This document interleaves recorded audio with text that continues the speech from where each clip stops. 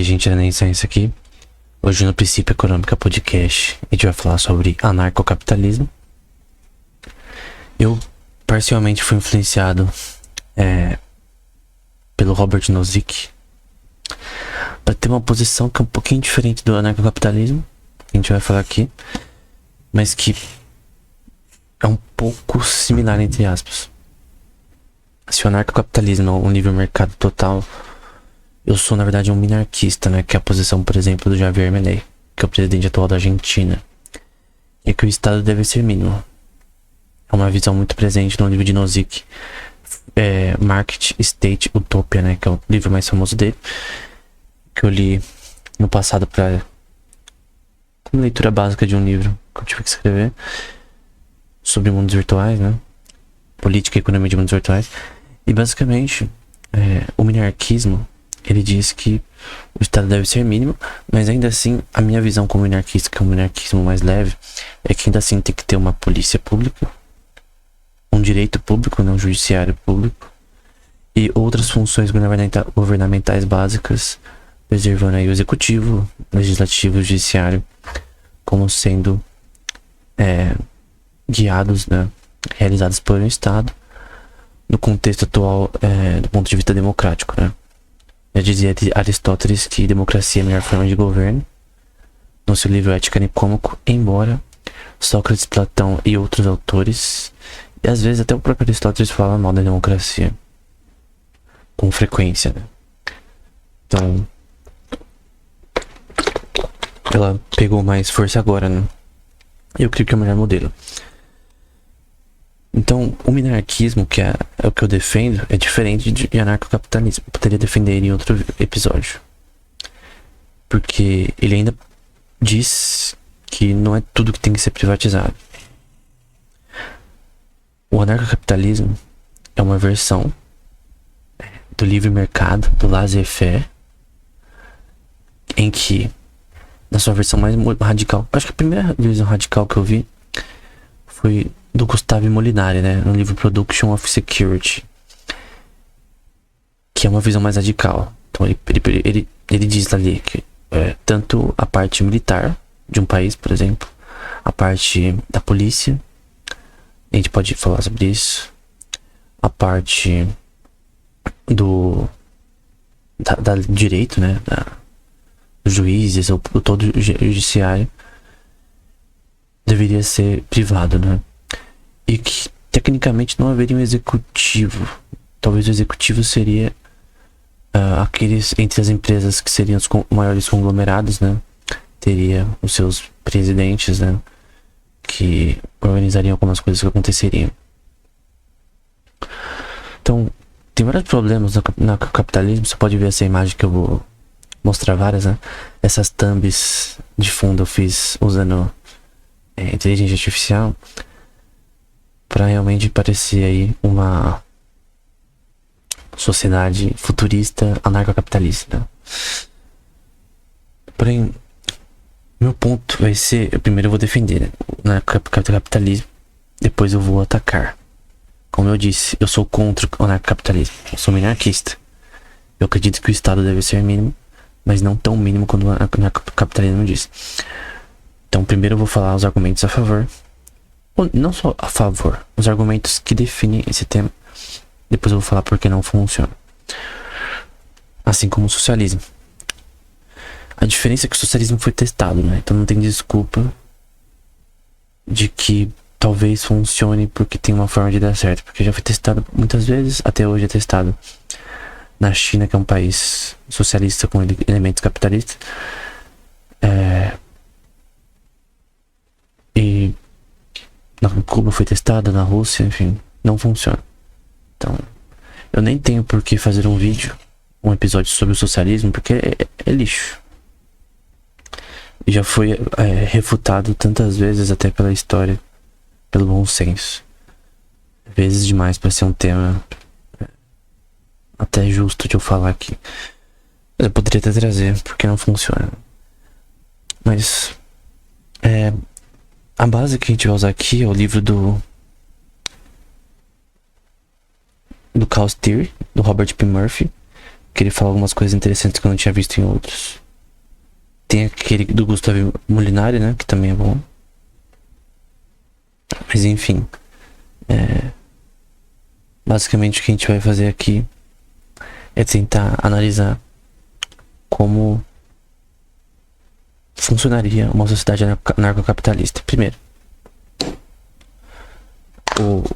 normalmente os ANCAPs, né? Eles creem, acreditam, né? Que o Estado é um problema. Que imposto é roubo, coisas do tipo, né? Eu, particularmente, no caso, pessoalmente, não acredito que imposto seja roubo. Eu creio que para as funções do Estado acontecerem, no seu mínimo, é necessário imposto. É uma opinião, por exemplo, de Henry Hazlitt, no seu livro Economics in One Lesson, que é um livro muito bom, por sinal. É o principal livro dele, né? Ele diz que imposto não necessariamente é roubo. Se alguém acredita nisso, eu recomendo que você leia só o começo do livro Política de Aristóteles, que o ser humano ele não vive fora da sociedade. Se você quer viver numa sociedade onde você não tem que ter deveres civis como esse, é só você sair da sociedade, vai pra um lugar remoto e vive como uma besta fera na selva, né? Aí você não vai ter ninguém te tirando o saco. Então, ao longo da história, da evolução da sociedade para grupos nômades ou grupos que se instalaram ali, por exemplo, perto do Tigres e Eufrates e coisas do tipo, ali na Proto-Babilônia, Reino dos Sumérios, Egito Antigo, essas proto-civilizações, né, iniciais, elas tinham uma economia com base em commodities, né? Por muito tempo, por exemplo, o milho foi usado como commodity, o trigo, tabaco foi usado por muito tempo também, até 300 anos atrás era usado bastante nas colônias americanas. Diversos tipos de commodities eram usados como transações, né? Era que é chamado também de barter, né? Antes dessas commodities que você trocava coisas por coisas, né? Então tinha peças de gado, eu trocava um número suficiente por uma propriedade, por exemplo, coisa do tipo. Questões contratuais já existiam, você vê escritos sumérios. Eu li alguns artigos acadêmicos sobre essas tábuas de argila que tinham transações econômicas na época dos sumérios. E você vê contratos, você vê transação de commodities, você vê não ainda um método de exchange, de transações feito por moedas, isso é posterior. Porém, posteriormente foi usada prata e ouro como base monetária, né? Alguns governantes, imperadores romanos misturavam com bronze e outras coisas para financiar guerras, o que criava inflação, entre outras questões. O meu ponto é, ao longo da história, nunca houve um grupo de pessoas de uma polis, de uma cidade, né? De um grupo de pessoas que, sei lá, mais de 50 mil, 100 mil pessoas que não se tornam num estado. Normalmente as pessoas gostam de ter um líder, normalmente. Sociedades, né? E, tipo, uma opinião teórica é a prática. Historicamente, essa é a verdade. Sempre houve um estado. E os ANCAPs, eles normalmente tentam dizer que o Estado é uma criação maligna.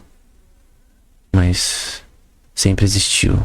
Mas sempre existiu porque as pessoas não foram contra o Estado. Se eles fossem ANCAPs antes, as coisas seriam diferentes. Mas a questão é que nunca houve uma sociedade sem Estado. E mesmo numa sociedade anarcocapitalista, teria sim algo semelhante ao Estado. Então, nessa sociedade, por exemplo, vamos supor que alguém rouba outra pessoa. Como que é resolvido? A polícia privada normalmente vai pagar para ter acesso a essa segurança privada. Hoje em dia você pode ter acesso à segurança privada através de guarda-costas e coisas do tipo. Porém, a execução de crimes e a execução da questão de direito judicial, você tem que contratar advogados. No caso, isso não seria gerado pelo Estado, seria gerado por um setor privado.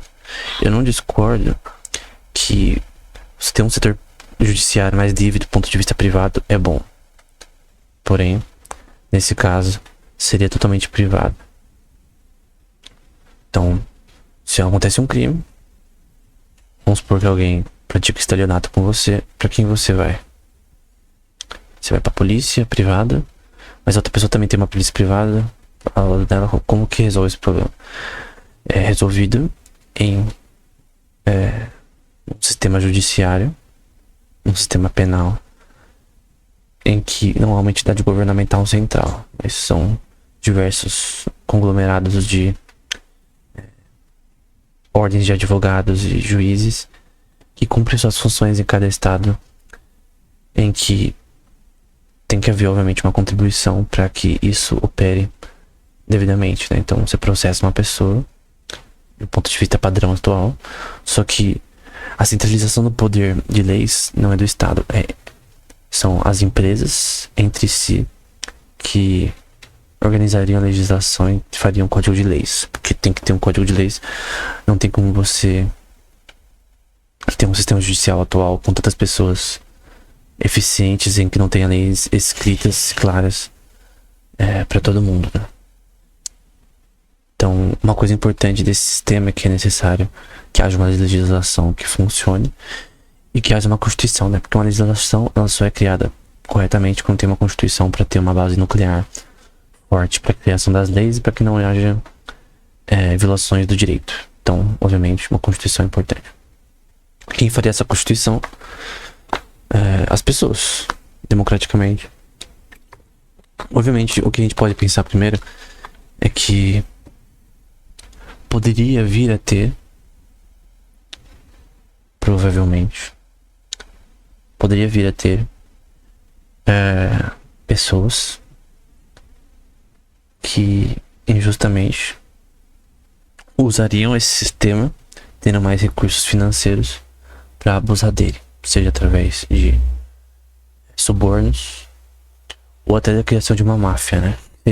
Seria um sistema que é privado, né?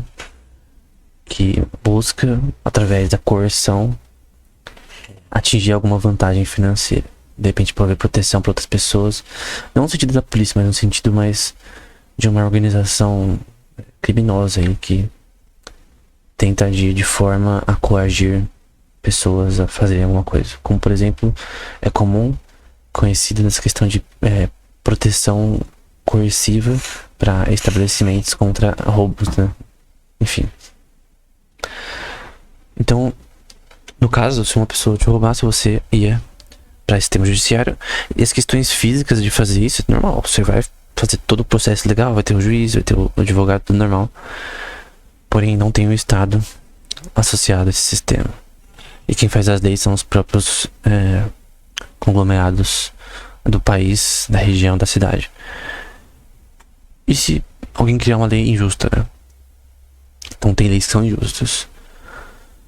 Se o conglomerado de empresas criar uma lei injusta, quem que pode lutar contra essa lei injusta, né? É uma coisa complexa, porque no governo a gente tem muitas leis que podem ser consideradas injustas, ou mesmo na Constituição, questões contraditórias. É uma coisa que Cícero fala muito no livro De Legibus, que é sobre leis. Ele estabelece a Constituição dele, né? Que é bem pequenininha, mas é um exemplo muito interessante. Como funciona o Senado e coisas do tipo. E obviamente no Estado anarcocapitalista seria estranho a gente tentar entender como as leis seriam feitas de uma forma prática, né? Haveria um Senado, seria uma república, porém teria sim um órgão de grupos empresariais que decidiriam isso de forma, entre aspas, competitiva, né? Então, o objetivo seria ter uma forma descentralizada de sistema judiciário. Eu não vejo como isso não funcionaria na forma prática. O problema é que se uma lei injusta for criada, quem que vai e contraria essa lei, né? Normalmente no sistema atual, o Senado e deputados e todo o sistema legislativo que decide a criação das leis, o executivo pode vetar as leis, depois pode vir a recorrer lá no Senado, mas a gente tem os órgãos que os 3 poderes, né, o legislativo, o judiciário e o executivo, que num estado que está funcionando minimamente, não tem uma crise nos 3 poderes, né, um judiciário é mais forte que o outro, enfim. Porém, quem que decide se uma lei é injusta ou não? Se o conglomerado de empresas decidir que uma lei é justa, sendo injusta, como que conferir? Se eles virarem uma lei, por exemplo, que cada cidadão tem que pagar um tanto como taxa para ter acesso a esse sistema, de forma de coerção, né? No sentido de que a pessoa nunca teria amparo legal sem ter que pagar. Não seria a mesma coisa que imposto? O Robert P. Murphy, por exemplo, diz que poderia ser feito um seguro que todos fossem obrigados a pagar para meio que provar que a pessoa não era um criminoso, né? Era um seguro que também era útil para quando a pessoa cometeu um crime, né? Ela também, a pessoa que foi a vítima, ela separa um valor em dinheiro para meio que sanar esse problema do ponto de vista moral, né? Uma coisa que Robert P. Murphy fala, que é uma coisa injusta, eu também concordo, que às vezes, por exemplo, uma pessoa tem seu celular roubado, ele é vendido, o policial prende ele, mas o celular fica a ver navios, né? Se a pessoa não tem um seguro do celular, o cara foi preso, ok, mas o celular não é ressarcido. Nesse sistema do Robert P. Murphy, que ele argumenta, no livro Chaos Theory, ele argumenta que seria interessante que tivesse esse seguro que possibilitaria, né, que com o dinheiro do que cada um paga de seguro, meio que o bandido pagasse pelos crimes que ele cometeu também financeiramente, além de judicialmente e em cárcere. Então, ele até disse que no caso uma pessoa que não pagasse esse seguro, então as pessoas veriam ele mal, porque ele não paga o seguro significa que ele pode ser um criminoso. O que na minha opinião é coerção pra pagar, né? Não é que nem imposto. Não dizem que imposto é coerção, que meio que você já nasce com esse dever sem que você peça. Mas pensa, nesse setor que o Robert P. Murphy diz, e o que é a maior contradição no livro dele é coerção. É uma coerção social. Talvez você pode dizer que essa coerção é melhor do que uma coerção do governo. Porém, um governo ele é eleito hoje em dia democraticamente, então não vejo a diferença. A diferença é que são as pessoas com mais recursos financeiros que mandam no bagulho. Porque não tem como o anarcocapitalismo não virar uma plutocracia. O que é uma plutocracia? Esse é um termo que é muito usado nos escritos socráticos, né? Você vê Platão usar, você vê Xenofonte, não lembro se ele usou, mas Cícero também. Uma plutocracia é um governo dos mais ricos, né?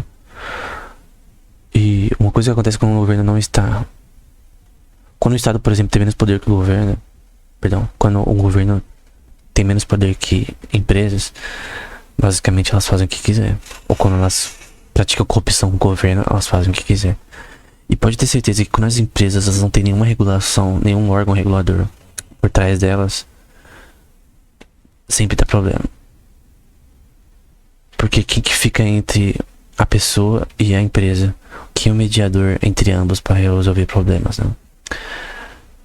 Então uma pessoa pratica o estelionato, uma empresa, aí ela argumenta judicialmente que o consumidor está errado, o consumidor argumenta judicialmente que a empresa está errada.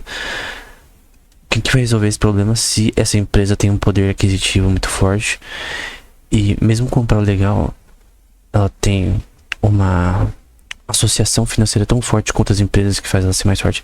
Mesmo hoje isso já existe, né? Em que obviamente processar uma empresa grande é muito mais difícil, porque ela tem muito dinheiro, muito poder para contratar advogados e empresas de advocacia fortes para se defender. Então, obviamente, uma pessoa com mais dinheiro tem mais facilidade de defesa do que uma pobre. Essa é a realidade. O setor privado ele é muito mais eficiente de advocacia do que o setor público, né? Tanto questão de avaliabilidade quanto questão de qualidade. Do ponto de vista prático. Ah, mas então advogado é bom no setor público.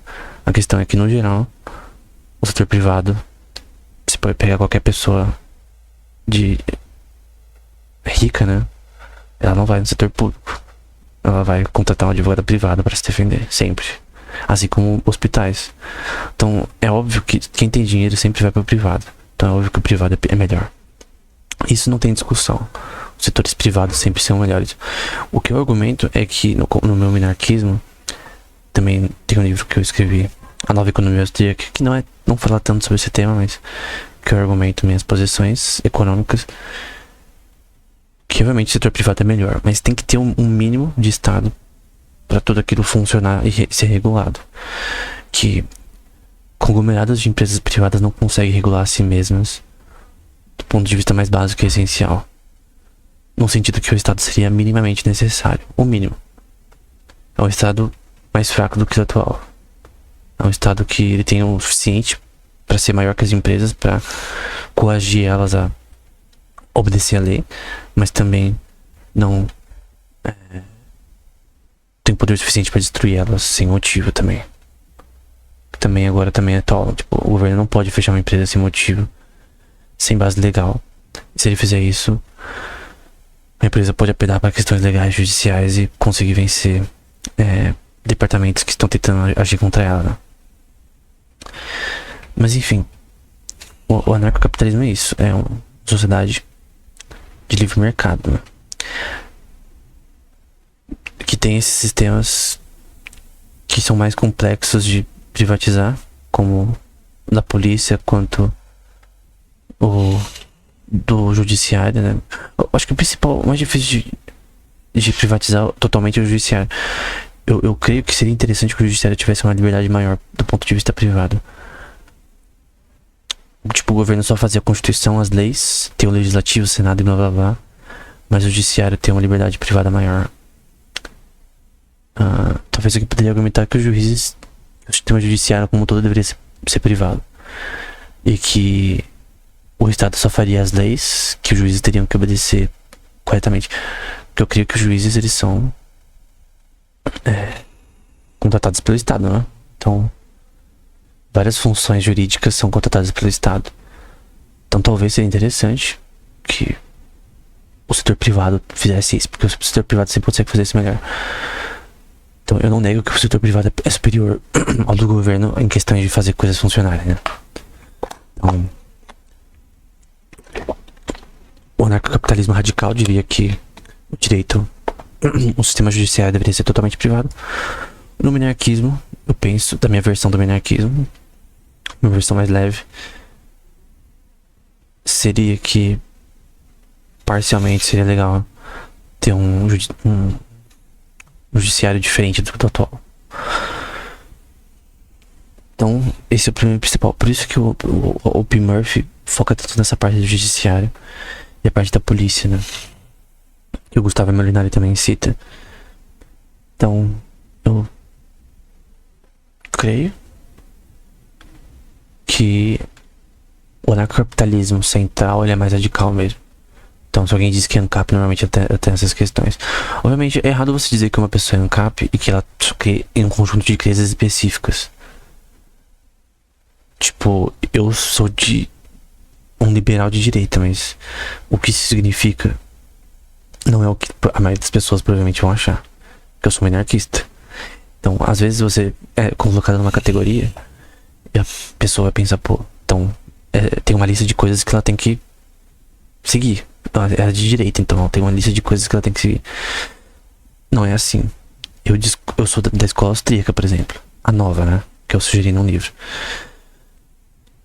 Porém, eu discordo em muitos pontos do próprio Rothbard, Murray Rothbard, do von Mises, do Hayek. Eu discordo em muitos pontos de todos. Então, o que é a economia austríaca?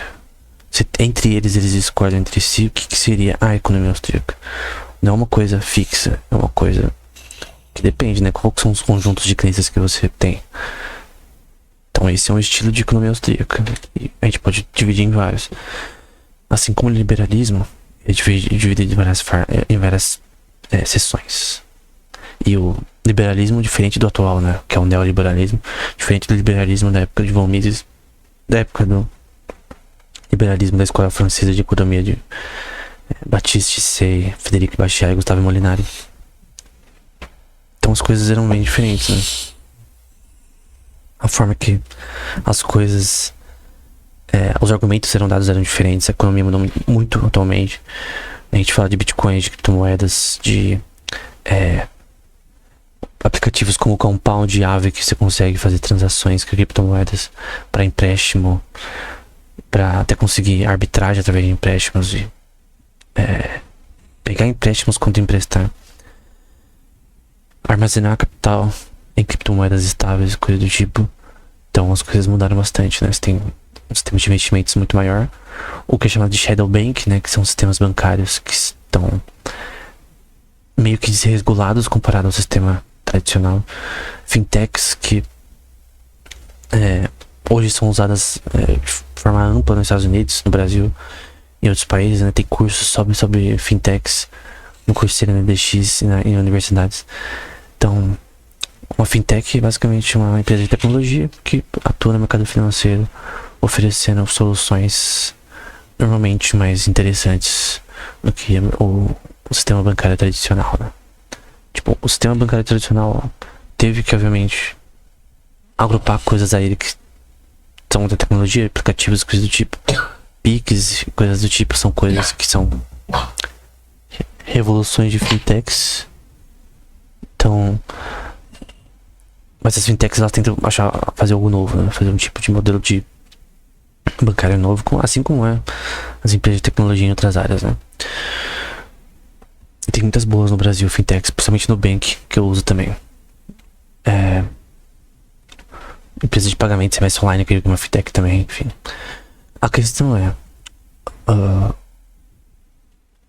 que é o certo, né? O anarcocapitalismo funciona? Essa é a questão. O Rothbard, por exemplo, era anarco, né? Funciona? Como eu posso provar que isso funciona? Uma coisa muito importante que também é muito comum na pesquisa em neuroeconomia, né? Uma coisa da neuroeconomia que eu recomendo, por exemplo, é desconto de utilidade, né? Ou utility discount, que é basicamente um conceito de que você prefere as coisas no curto prazo do que no longo prazo. Então, fizeram um experimento prático, né? E essa questão é um ponto aqui, né? Com militares, né? Eu escrevi isso num livro, de um artigo que fez esse experimento, vários experimentos, mas um deles foi: tinham militares, né, que tinham que receber o dinheiro lá pelos seus serviços, né? Eles poderiam receber 20 mil agora, ou 5 mil agora e o resto mais tarde, depois de 2 anos apenas. Não, perdão, acho que eles iam receber 20 mil no total daqui a 2 anos e receberiam 5 mil ou algo assim agora. Quantos você acha que preferiram 20 mil daqui a 2 anos ou 5 mil agora? A maioria preferiu 5 mil. E por quê? Porque as pessoas, elas têm essa sensação de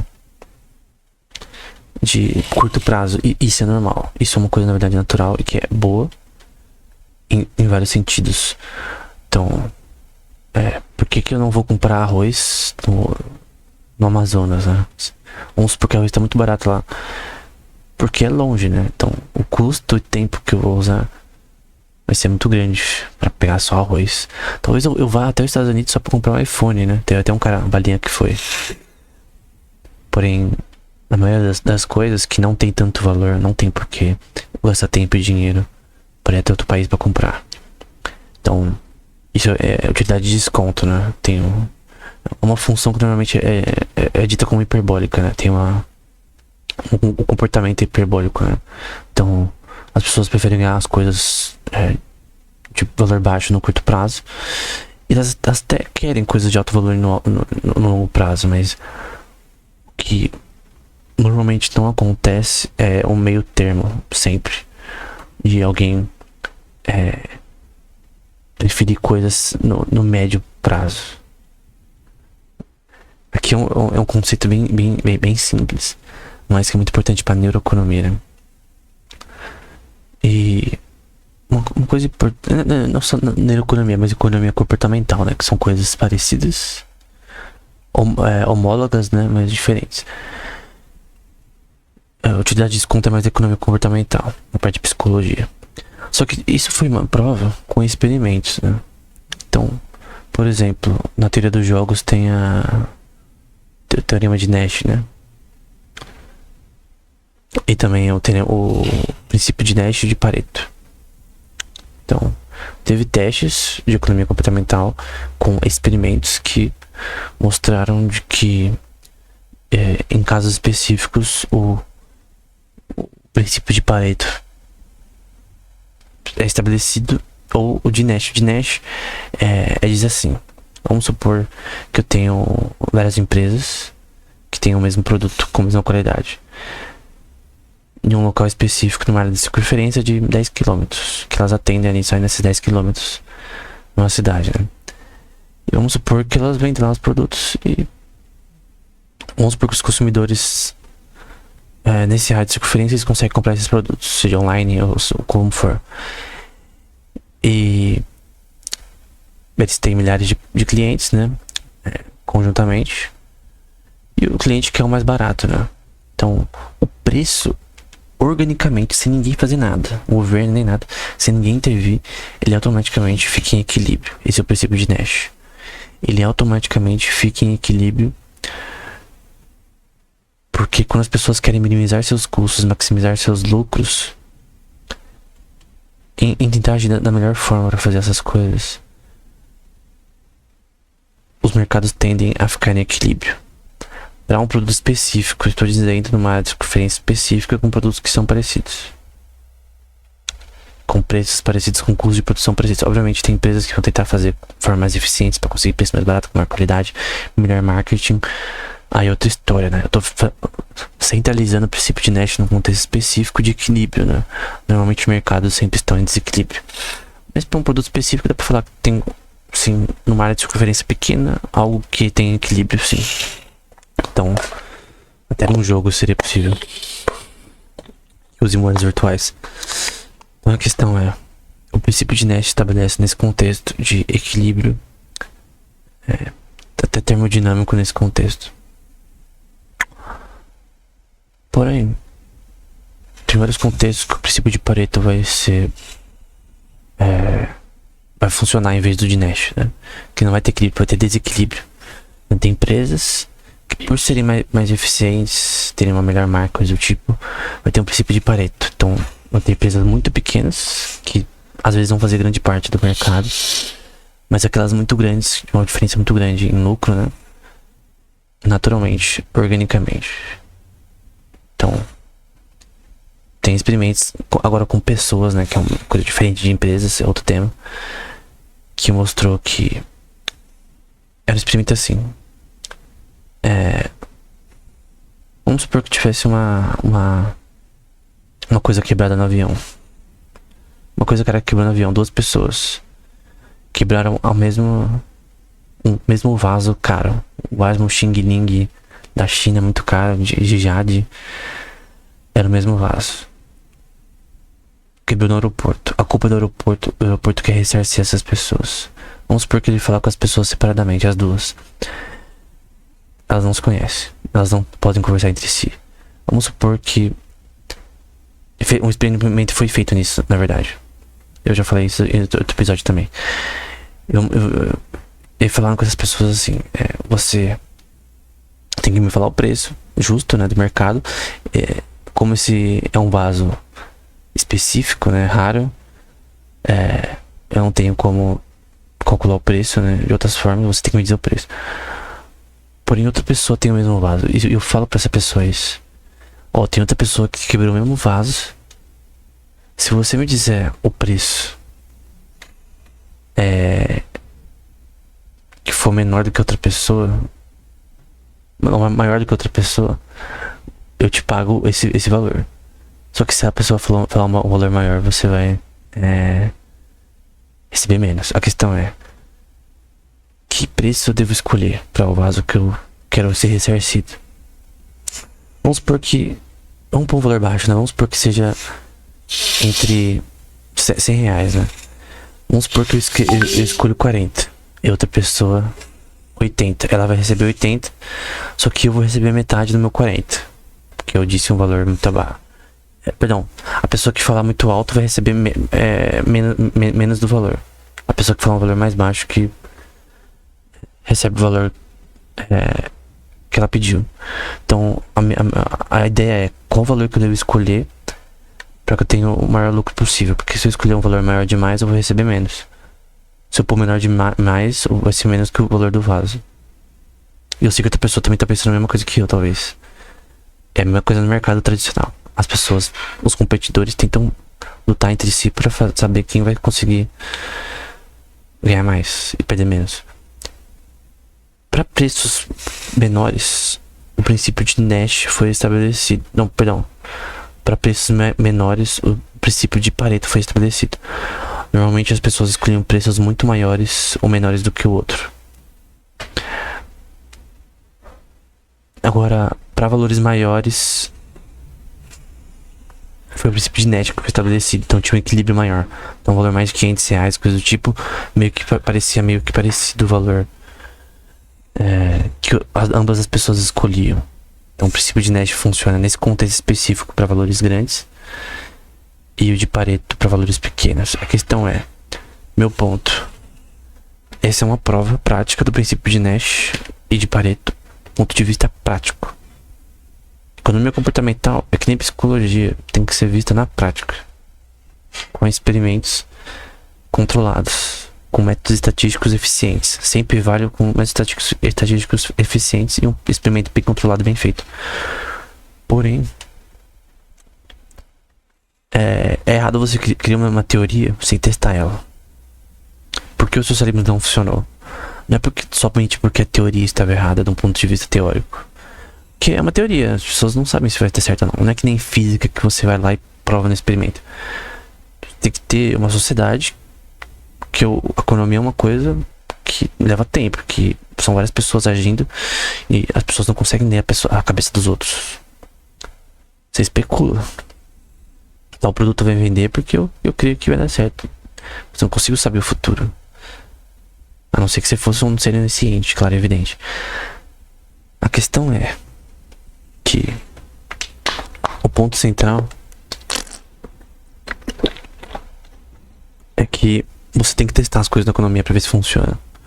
Nunca na história nós vimos um sistema populacional sem Estado. Quando as pessoas se juntam, alguém vai ser o líder e vai criar um Estado.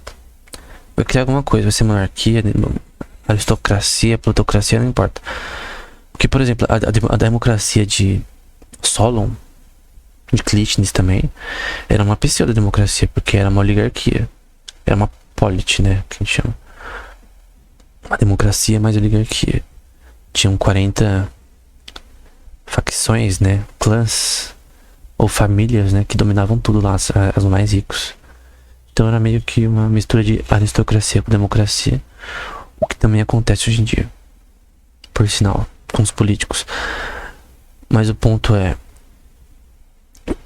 nunca o anarcocapitalismo foi testado. O que pode ser testado no momento, o que a gente vê na Argentina agora, é o minarquismo. É você ter um Estado que gasta menos, que aplica princípios da economia austríaca, princípios contra expansão de crédito, né?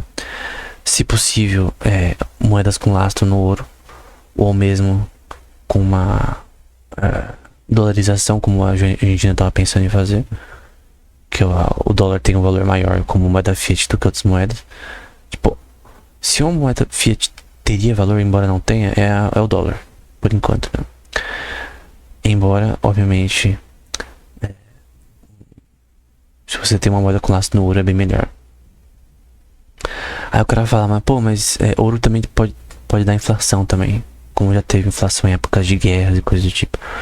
É só você controlar a produção de moedas no estado, né? Você controla. Isso aconteceu na Suécia, que eles estavam tendo problema na Primeira Guerra Mundial por conta disso.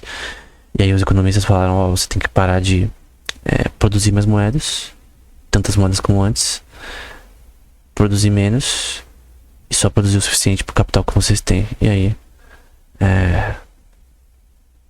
essa deflação para, né? A deflação da moeda. Porque quando a deflação da moeda ocorre, você tem menos poder de compra no país. Porque aconteceu tava acontecendo na Primeira Guerra Mundial. E uma coisa que acontece com guerras é que você precisa de dinheiro para financiar guerras. E até no passado, né, na época de Roma, Grécia, quando você tinha guerra, os governos eles praticavam minting, né? Eles misturavam ouro com prata, ou prata com bronze, para você ter mais moedas. Mas o valor intrínseco de uma moeda que é misturada é menor. Mesmo que você diga que o valor é o mesmo, como foi feito com Dionísio de Siracusa, né? O Aristóteles diz no livro dele, O Econômica, que eu fiz no último episódio, né? Ele simplesmente fez minting e falou, o preço é o mesmo. O preço da minha moeda é o mesmo, da minha prata, né? É o mesmo de antes. Quem dizer o contrário vai ser preso. Vai estar na merda. Mas não funciona. Até recentemente, há um século atrás, tentaram fazer isso com as moedas da Inglaterra, né? Misturaram com um zinco e tal. Só que começou a deflacionar, né? Começou a ter menos valor porque eles usavam a prata como base ainda, criou. Então começou a deflacionar, não tem como. E tem uma lei, eu esqueci o nome, mas que diz que moeda ruim sempre vai tirar a boa. Então se eu tiver ouro e bronze, moedas de ouro e bronze circulando no meu mercado, uma hora vai dar merda. Uma hora o dinheiro ruim vai substituir o bom. E aí você vai ter uma moeda com menos valor intrínseco, ela com mais valor do que a anterior, o ouro, no caso. Por isso que normalmente uma economia bimetalista com prata e ouro, ou só com prata ou só com ouro, é melhor. O que aconteceu nos Estados Unidos numa época, primeiro foi só prata, depois foi pra prata e ouro, depois foi só pra ouro, depois foi só pra lastro no ouro. Tinha um lastro com porcentagem no ouro.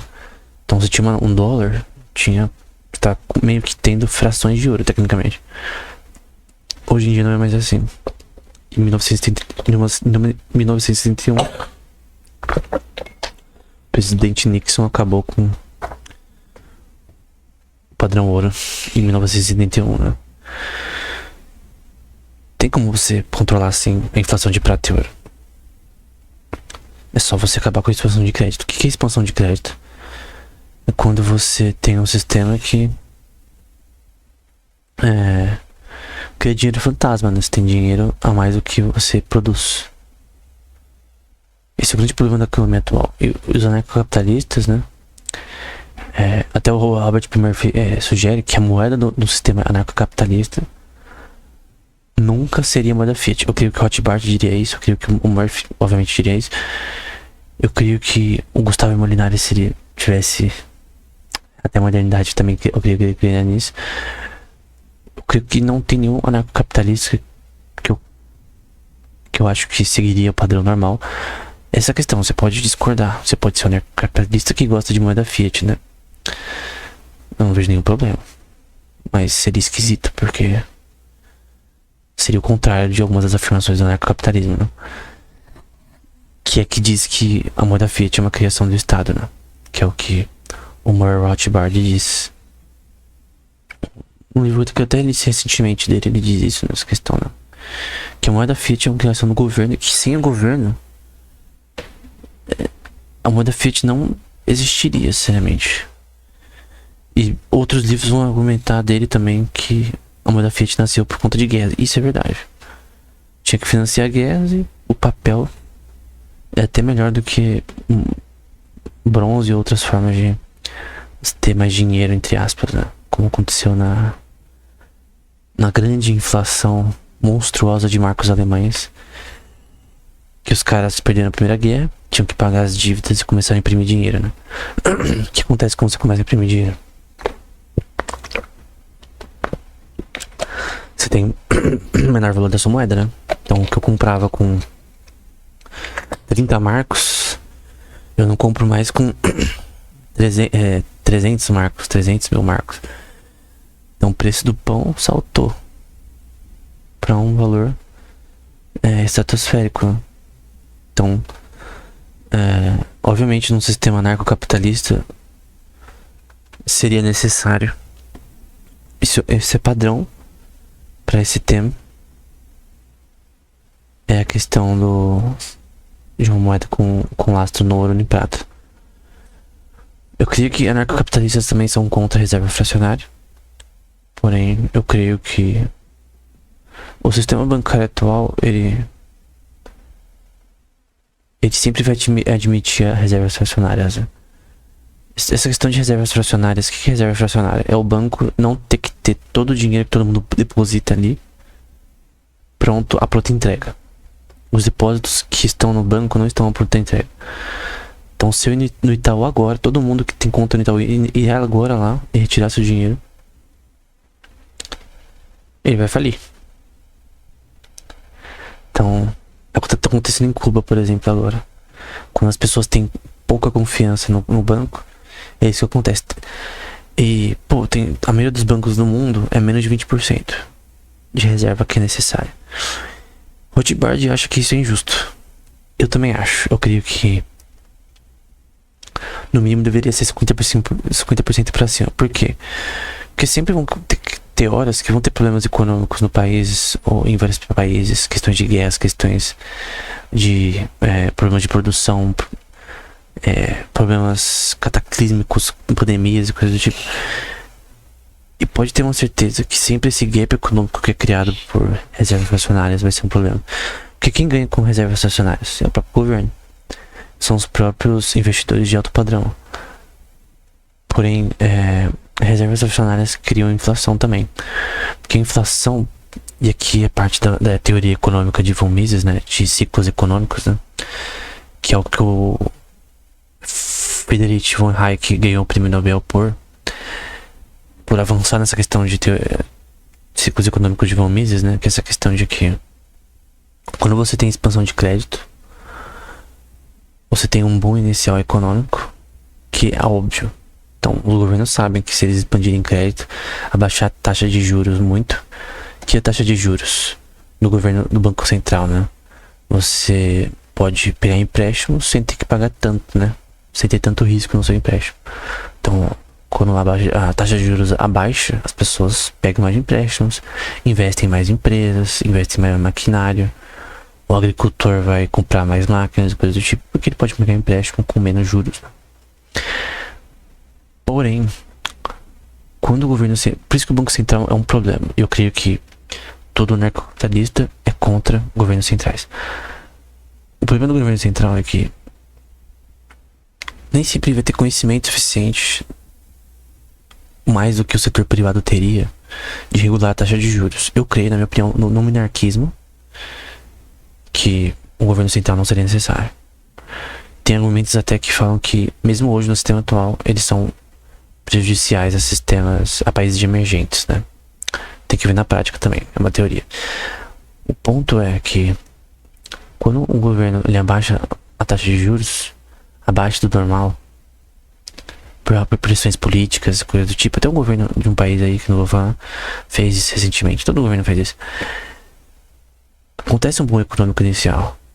A própria moeda Fiat também acontece nessa questão. O sistema de investimentos atual, reservas fracionárias bancárias, todo esse bolo é chamado de expansão de crédito. Então, a teoria de ciclos econômicos de von Mises e de von Hayek mostra que esse boom inicial acontece, porém tem um gap ali, tem um gap de capital, porque o dinheiro não é capital. Capital é heterogêneo, né? Capital vem de produção, vem de serviços, vem de real estate, né? Que são propriedades, vem de até do real estate que o governo tem relacionado às suas terras e também que a proprietários de terras agrícolas, coisas do tipo, tem. Isso que é capital. Aluguéis também. Isso é capital. Capital é um.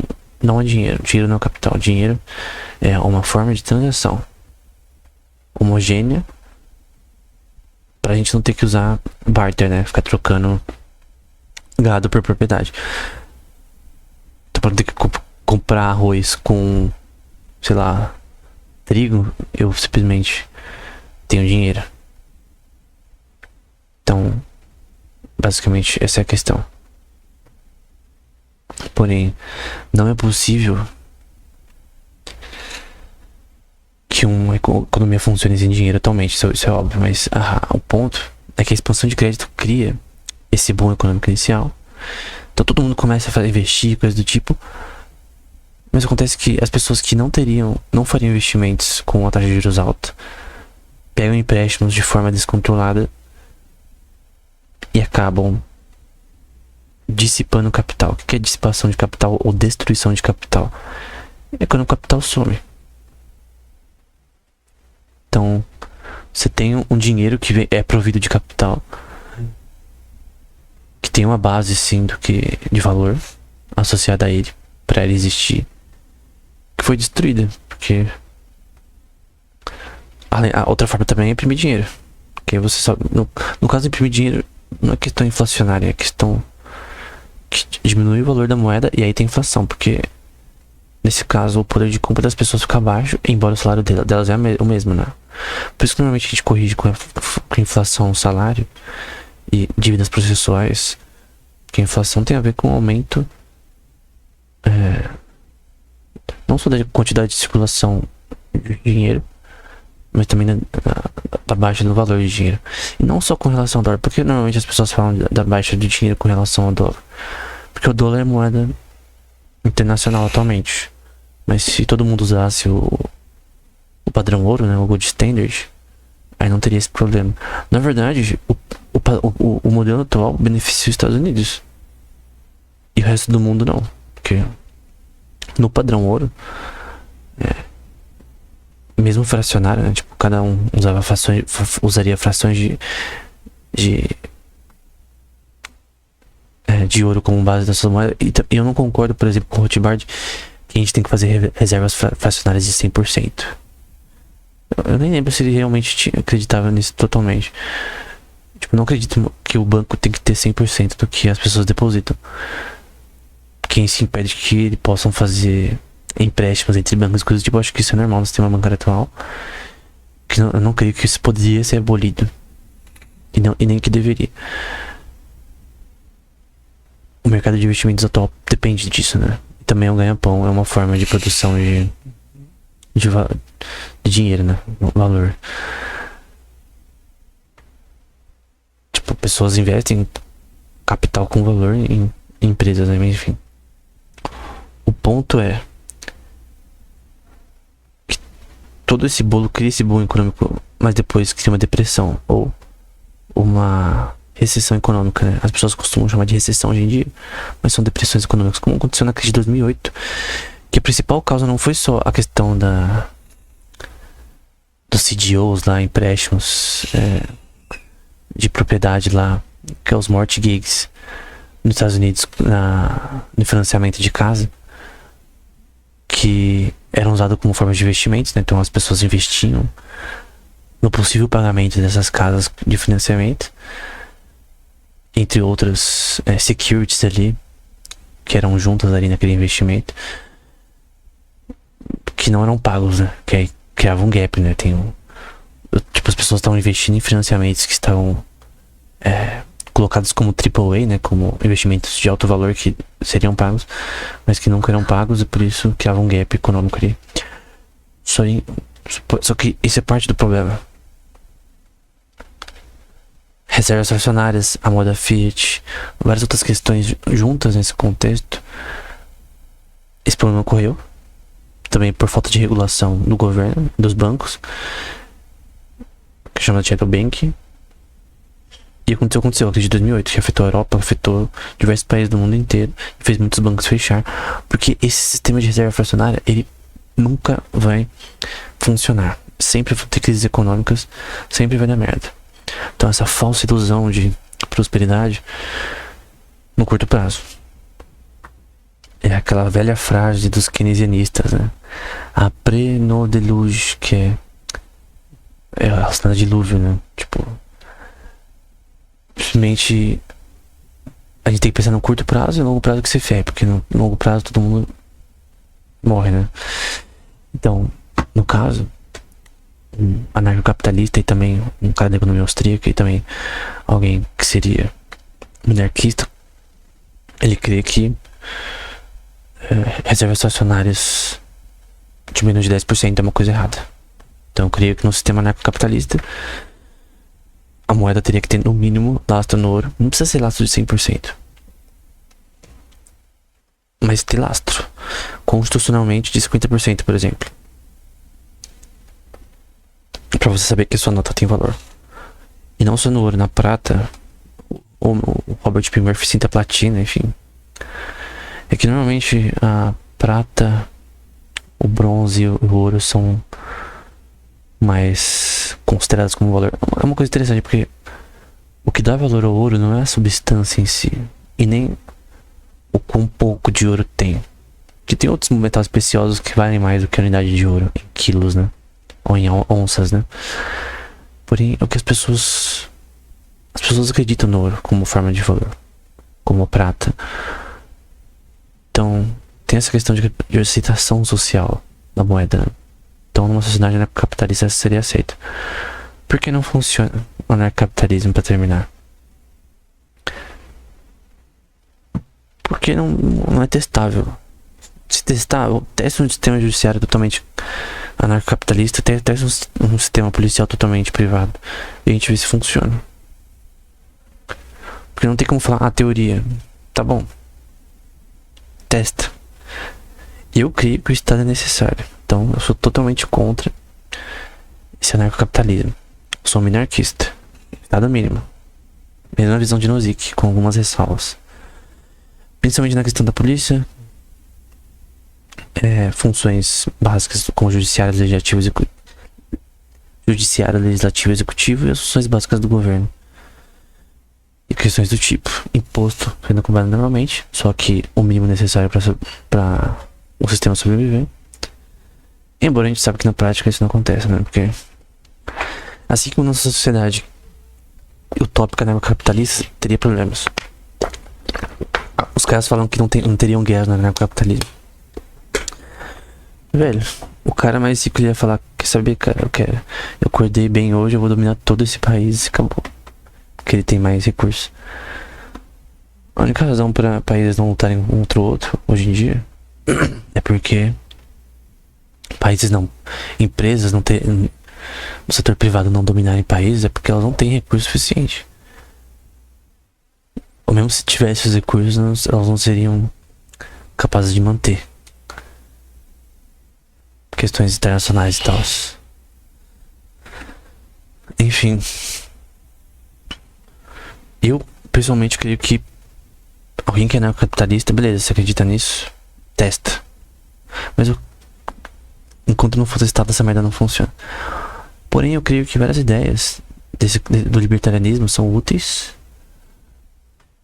pro minarquismo, pra questão de você ter um sistema mais privado. Eu creio sim que o judiciário tem que ter mais uma força mais privada nele.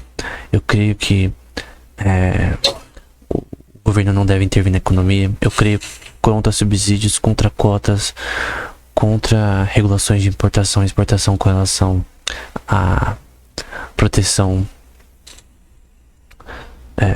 das empresas estatais ou empresas do país, né? Privadas, mas do país. Eu sou totalmente contrário ao intervencionismo na economia. Estritamente contrário. Eu acho que o Estado não tem que mexer em nada na economia. Fazer o mínimo possível. Eu creio na abolição do Banco Central. Eu creio que o ouro e a prata seriam uma forma de moeda, no mínimo com lastro melhor. Eu sou contra reservas funcionárias em bancos abaixo de 50%. Eu sou contra moeda fiat, como eu já disse, e contra a regulação do governo no sistema bancário, a não ser para questões legais previstas na Constituição e legislação, e no que o povo decide porque é democracia.